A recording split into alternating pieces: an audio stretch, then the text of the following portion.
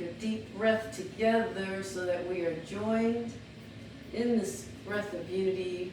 Exhale and put your hand on your heart and feel your heartbeat.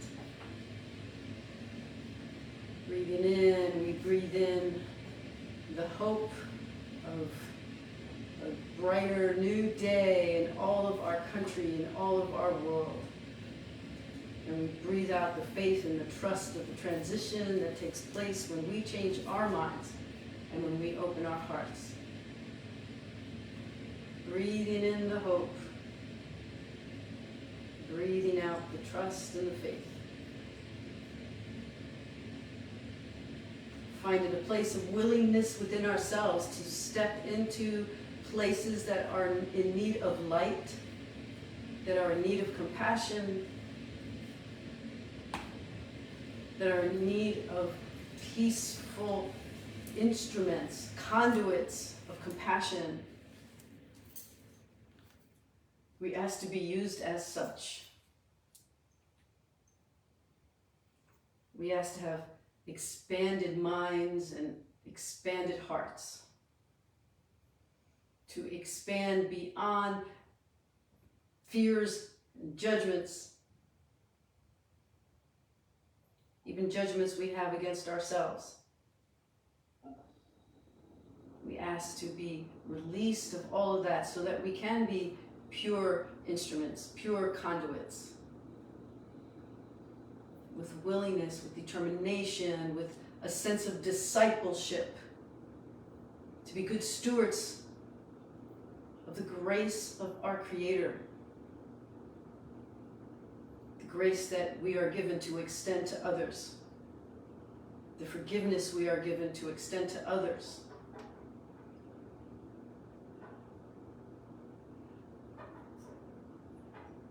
We ask to be truly open and aware of the capacity we have within us to move forward as these instruments of peace, as these conduits of love and compassion. The world needs us now. We are needed. We are so deeply, truly, sincerely needed. So we ask to be believers in ourselves, to suspend any doubt, and to be at peace. So we take another deep breath together.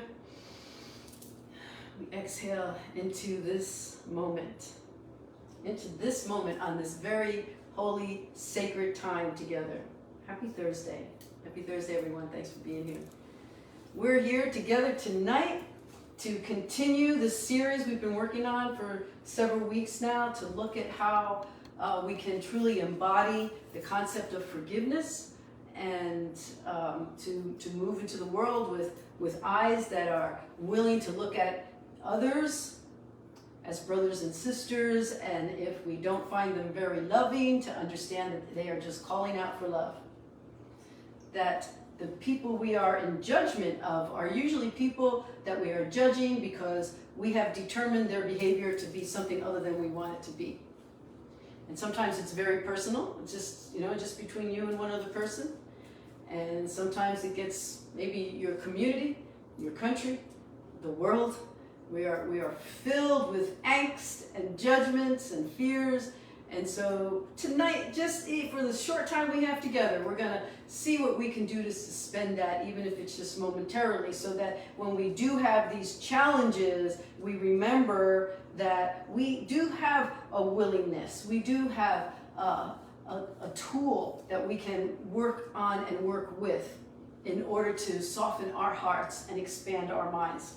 So tonight we're going to be looking at two lessons, 68 and 69. 69 on 6/9, because today is 6/9, June 9th. Just worked out that way, even though that's not chronologically the lesson you would be looking at if you were going day by day on the calendar. But I wanted to tell you something that Ken Wapnick said about these lessons.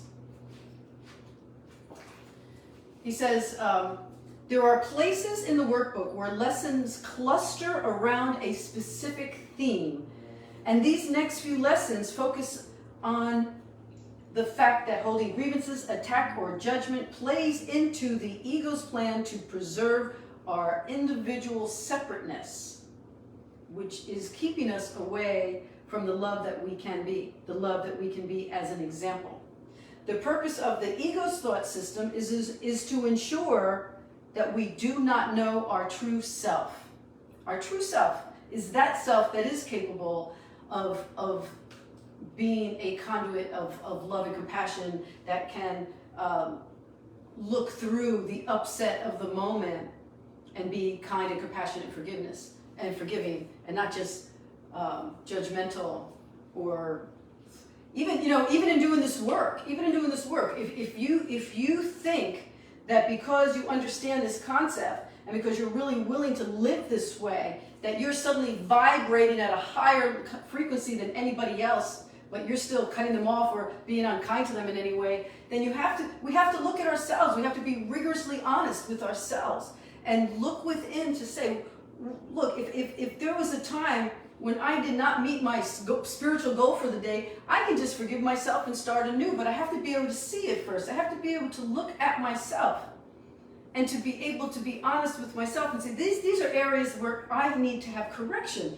I need to be willing to look at my own self and make my own corrections, and then to work toward that. And so these lessons are reminding us that we're here to face those challenges, to rise to the occasion, to continue have the willingness and the fearlessness to look within, and then to move forward, to make a new commitment every single day, every hour, every moment if need be. And we start by reminding ourselves that love holds no grievances. That's lesson 68. Love holds no grievances. So if we can get to that place of true, pure, undefiled love for ourselves and for our fellow human being, then we wouldn't be holding grievances. We just wouldn't. We would be able to just look at a call for love. I heard a story, this just came to me. I heard this story once. I was working with this guy who used to be a group leader at a prison. I think I've told this story in the past. And he was working with these men who were getting ready to go back out into the world. And this one guy was so excited because he was getting out of prison in time to go to his 25-year high school reunion. And he was excited, not because he wanted to see anybody. In fact, he said, they're probably all going to judge me. You know, they're going to have a lot of things to say about the fact that I've been in prison and what a bad person I am. And so the group leader was saying, well, why do you want to go? And he said, oh, there's this guy. We'll call him John Smith. He said, there's this guy that I have held a grudge against since high school because he stole my girl and we were always in competition. And for the 25 years that I've been in prison after high school, and now we're on the 25-year anniversary that I'm going to go back and go to our high school reunion, I finally get to confront this guy. And they were like, well, you know, you're going to end up right back in prison. And he goes, no, I don't want to fight him. You know, I just want to confront him, maybe humiliate him a little bit. You know, I don't want to do anything against the law, but I've been carrying this for 25 years. They're like, okay, well, can we talk you out of it? He goes, he leaves. So there was a group that met for these same guys that had already been out of prison, so they can come back together and talk about, you know, how was life out in the world again. So months later, this guy comes back to the group that my friend was running, and he goes, oh, how was your high school reunion? Did you see John Smith? He goes, you know, I got there, and I found out that John Smith was killed in a car accident like 6 months out of high school, which was right around the same time that I went to prison. And he held this grudge this entire time. Like this was a motivation in his life to go to pick a fight with somebody for 25 years. And he was so disappointed. He was like, oh, and everybody was saying, but don't you see? You were carrying that. You were carrying that like a burden, you know? And that's what a lack of forgiveness is. It's a burden that we carry. It doesn't affect the other person because they've gone on with their life, you know. They've got things that maybe have nothing to do with you, or maybe they have their own story, their own interpretation of your story. It doesn't matter. What matters is what's going on in your mind and in your heart. And what are you carrying? Are you carrying this burden? Same thing of the story of the two elder men who met many years after Auschwitz. And one was miserable, unhappy, and just felt like his life was just as ruined after the war as it was during his time in prison in Auschwitz. And the other guy was happily married with kids and grandkids and was very successful. And the unhappy guy was telling the happy guy, I just don't see how you could have gone on with your life. And the guy who had gone on in his life said, well, I wasn't in prison anymore. You stayed there. You chose to stay in prison. And that's what the Course is telling us, that the prison is of our own making. Our level of misery, our level of disenchantment with other people, our unwillingness to be kind or compassionate or to stretch ourselves, that's all our own doing. It's all on us to decide, will I continue to hold a grievance? Because truly what love is, what we're here for, the degree to which we can rise, holds no grievance. Holds no grievance. You who were created by love can hold no grievances if you are to know your true self. To hold a grievance is to forget who you are. To hold a grievance is to forget who you are, because who you are is this channel that came here to rise above the stuff of this mad planet. It is sure that those who hold grievance will suffer, and those who forgive will find peace. It is assured that those who hold grievance will forget who they are, and it is certain that those who forgive will remember. Would you not be willing to relinquish your grievances if the result of doing so would be for you to feel peace, to be at peace? So it goes on with some affirmations that you can use when you have a grievance with someone. So it says, you bring somebody to mind. We've been doing this for the past few weeks. You bring someone to mind. It says, think of the seemingly minor grievances that you hold against someone or someone's, and it will quickly become apparent that there is no one against whom you do not cherish at least some grievances of some sort, if you have anything other than love for them. And it says, determine to see all of them as your friends, as your mighty companions, as your kindred spirits. Say to them, I see you as my friend, that I remember you as part of me, and come to better know myself. Love holds no grievances. When I let all my grievances go, I will know that I am perfectly safe. Remember, there's another lesson that says that we are safe from attack. We are safe in our defenselessness, and we are safe when we decide not to counterattack. Although it's a knee-jerk reaction for some of us. Let us know that love holds no grievances. Let me not betray myself. Let me not betray my own self by holding a grievance. Let me wake to myself by laying all my grievances aside and waking up in Him. And by Him, they mean waking up to love. Waking up to my true self. To my true self. Who I am, who I am meant to be, who I am capable of being, and who I truly am as my higher self, as your higher self. So then, lesson 69 says, well, why are we so concerned with moving out of this mindset of grievances? 69 tells us that it's because grievances hide the light in me. It's almost like the grievance is a veil or like a heavy curtain. Remember the old days when you used to go to the theater? When you used to go to the theater would have those big heavy curtains, and then they would open. And when they opened, it was so exciting when they opened, because there was all this other stuff. It was bright lights and colors and Technicolor, and that lion that roared before the movie came on. It was like just so exciting. You got to step into another world. But you were greeted and entered into the world by the departing of those heavy curtains. That's what we get to do when we pull away the curtains that are keeping our eyes from seeing the true light of each other.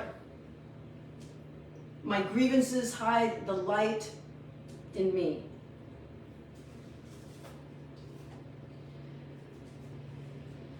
Your grievances are hiding the light of the world in you. You carry the light of the world in you. Everyone stands in darkness and you beside him when you hold grievances. But as the veil of your grievances are lifted, you are released. You are released. Let's see what Ken Watnick has to say here.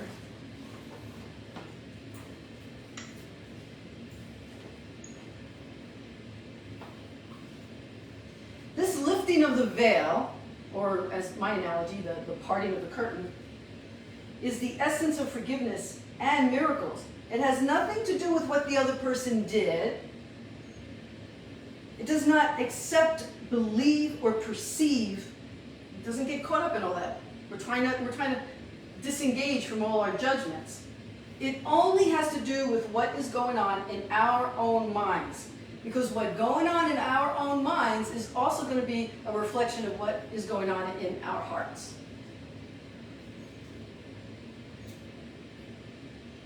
The lifting of the veil, the essence of forgiveness, is a miracle and has nothing to do with what the other person does.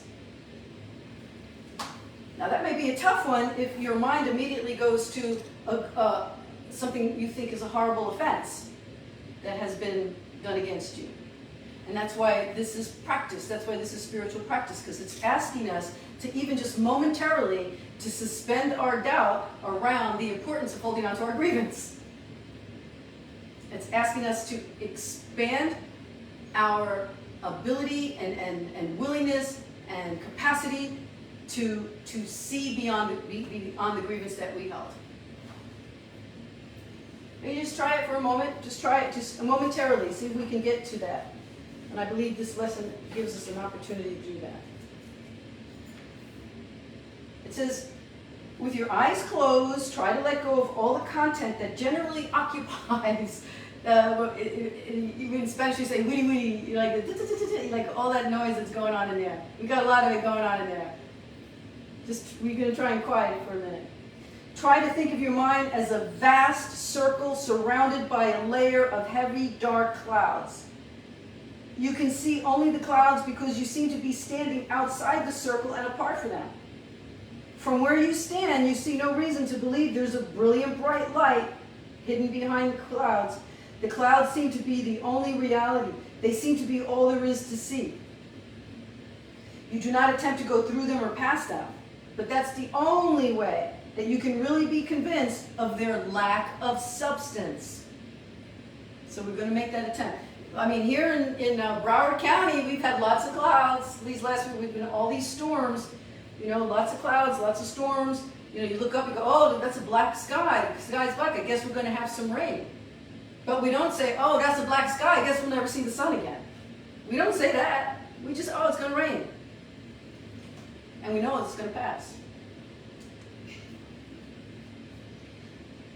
Think of the importance of what you are trying to do for yourself and to the world, for you, for the world.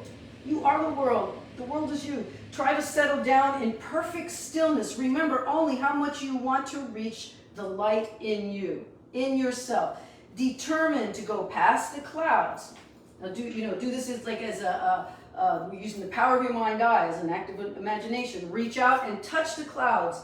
Use your mind to touch those clouds. Imagine that you're seeing yourself, moving the clouds away. Brush them aside with your hand. Feel them brush past your cheek, even on your forehead, your eyelids as they go past you.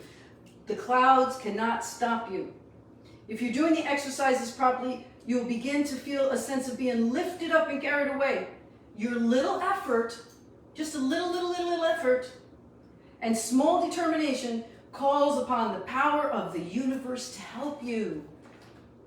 All you have to do is want to really truly apply this to those with whom you have a grievance.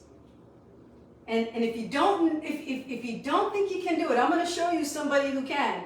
This just came to me today. I was thinking about all these shootings that have been going on and all this stuff. It's just, one thing after another. And it came to my mind, we're coming up on the anniversary, June 17th, 2015, 7 years ago, was the shooting and killing of 9 people at the AME Church in Charleston, South Carolina. And one of the things that impressed me so much was when the coroner came out to make a statement. It was a woman. She wasn't shocked by the occurrence of yet another shooting. The thing that she was shocked by was the love and the kindness and the compassion of the families who came in to identify the bodies of their loved ones. And not just families who found out about it, but families who covered bodies, families that were there and watched. One woman watched her son die. Another woman watched her husband die. And the coroner had never seen anything like it. Like, what is the quality of these people that they came in here with love and prayer, prayerfully loving? I'm going to show you. So I was trying to find the coroner. I was going on YouTube and I was trying to find the coroner because I was so impressed by that news story. But what I found was the actual interview with 3 women that were at the church that day that survived. And I'm only going to show you a few minutes of it, but a pretty significant part of it. So when you think you can't forgive what's been done to you, please remember these ladies. I don't think this is it. Oh, let's see. We'll find out. Yes, this is it. Charleston to meet with 3 extraordinary women. It's a little further in. That's okay. 3 women whose lives are intertwined by fate and faith and their sheer amazing grace. Police and emergency responders are on the scene at what police confirm is a shooting inside a church in downtown Charleston. That church is known as Mother Emanuel. Felicia Sanders' beloved Aunt Susie was killed that day. So was her 26-year-old son Tawanza, who had a lifetime of promise ahead of him. He worked 2 jobs and was a gifted poet. Polly Shepard survived that day as shots rang out, words from the shooter she will never forget. I'm going to leave you to tell the story. Jennifer Pinckney's husband, the Reverend Clementa Pinckney, was also among the 9 killed that tragic day 3 years ago. We were his girls, and we're going to be right here for each other. I caught up with these 3 incredible women at the Second Presbyterian Church, 1 block from the crime scene. I feel like I'm around strength. I don't know about you, but that's what it feels like. Do you feel strong? Some days you can conquer the world, and other days you just want to hurry up, go away. Today, their voices are being heard, preaching about the power and purpose of forgiveness. I don't know if you guys know this, but I don't consider you victims. I consider you teachers. 3 people who could teach us something. We watched you go through pain. We watched you on your knees. We watched you hug your community. And then we watched something that I feel like is a miracle. We have to forgive. Just 2 days after losing their loved ones, family members said they forgave the shooter. May God have mercy on you. How hard were those words? It wasn't hard at all. I had some other things to say to go with it, but someone behind me started crying. What people don't know is that I was a silence in that room. It felt so serene in that room. I was a calmness in that room. Me and Miss Foley watched my son take his last breath. But for me to be kneeling right over him and looking at how beautiful he was, and he seemed like he was at peace. Polly describes a light in the room that seemed almost spiritual. And there was a light in that room. It's almost like the lights was off right in the room. Yes. It was like we were in the twilight. It was 2 different lights in that room. He had a laser on that gun, that was one of the lights. But the other light was, it was a quiet, it was like you were in a different world. She says she felt God's presence. I have no doubt that he was in that room with us. With all that loss, you still know he was in the room I with know you. God was in that room. Yeah. I know that we're all people, and you feel the same pain, and you feel the same hope. So, Holly, for you, the idea, I would think that you'd be livid, angry, want revenge, want to just take the guy by the throat, you know? I was that way at first. But then I thought about Felicia. Felicia lost her son. And I said, if she could forgive, why are you so hard-hearted you can't forgive? So from that day on, I had to release. Because forgiveness is like, you think you're letting somebody else off the hook, but you're actually letting yourself off the hook. Because if you keep it, there's no healing. Wow. I mean, oh my God, I'm just so amazed. But did you hear what she said? If you keep it, there'll be no healing. So let me tell you something. If ever I start to feel so justified in holding a grudge, I'm going to pull this back up. Because it really touched my heart, and it just amazes me. I'll send this out tomorrow in the WhatsApp group, so you can listen to the entire. It's about 8 minutes, and it shows you the funeral and everything. So if you want to see the whole thing, I just did that one part. So I'm gonna pass this to you if you can pause it at the song. You don't have to cover it. Then I'll get ready. Pause it when this is finished. Yeah, when the next song starts. So this my friend Allie sent me this today. It was from a post by this woman by the name of Do Zantamata, and I'd never heard of her, so I looked her up. She's a young person who's written some books on. She's done some self-publishing on books with healing, happiness, and forgiveness. She does blogs and things like that. But this is what she wrote. When I see you through my eyes, I think we are different. When I see you through my heart, I know we are the same. So I'm guessing that so many of these younger enlightened folks have some sense of understanding of the non-duality that we're working toward. Forgiveness is a non-duality concept, because we're not separating ourselves, me from you, me the good guy, you the bad guy, the stories that I can tell about you so that everybody agrees with me that there's something wrong with you. Instead, I look at you with my heart and I know that we're the same. So, our end song tonight is interesting. Many of you know the show The Greatest Showman. The Greatest Showman was a big hit a couple years ago, and it ends with an ensemble piece led by the bearded lady, and she sings the song "This Is Me." But what a lot of people don't know is the background of that story and of the woman who plays the character. So I'm going to tell you a little bit about that first. I think they're going to tell you when we start the video. What we're going to see, instead of an actual scene from the movie, is a scene from the rehearsal of the song when they were presenting it to the producer for the first time. And the reason I want to share this with you is because the woman who ended up playing the bearded lady and singing the song did not initially want to do it. They asked her to sing the song and to present it for the producers that day. She was very nervous. And she starts out behind this podium because she doesn't even have confidence in herself. But as the song goes on, you'll watch her pull the podium down and come out from behind it and start to really sing. And then everybody else starts to get, really get into the song as well. And Hugh Jackman was the other star of the movie, and she goes over and he holds her hand because she was so nervous. But what I want you to think about when you watch this is not the character, but the actual person who played the character.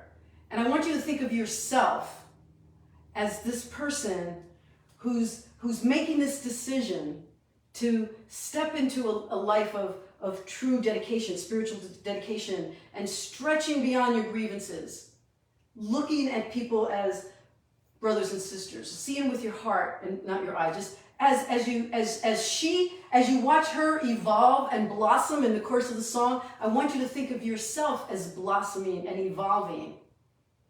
When she says, "This is me," I want you to say, "This is me. This is me," because I want you to believe in yourself, that this is in you. It's in all of us to truly be able to not just talk, but to walk in the light as light as best we can. You got to keep forgiving yourself, rising the next day, and be determined to rise higher as you pray harder, forgive readily, and love steadily. All right, so enjoy this, and I'll be back.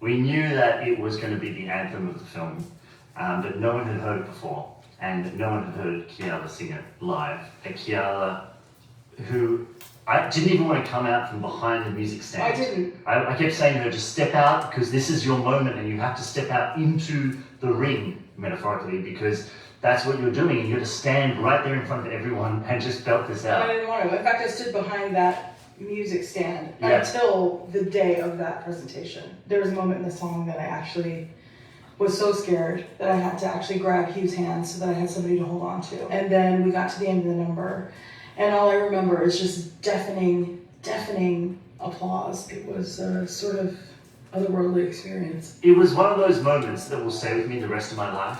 Unfortunately, we filmed it. I'm not a stranger to the Lord. Hide away, they say, 'cause we don't want your broken parts. I've learned to be ashamed of all my scars. Run away, they say, don't love you as you are. But don't let them break me down, 'cause I know that there's a place for us. For we are glorious. When the sharpest words won't cut me down, when I sin blood, gonna drown out. I am hurt, I am bruised, I am who I'm meant to be. This is me. Look out, 'cause here I come. And I'm marching out to the beat I drum. Who can come out from behind your grievances. But your mind, think about this, your mind is a touchstone for the holy thoughts of God. That's amazing. You're amazing.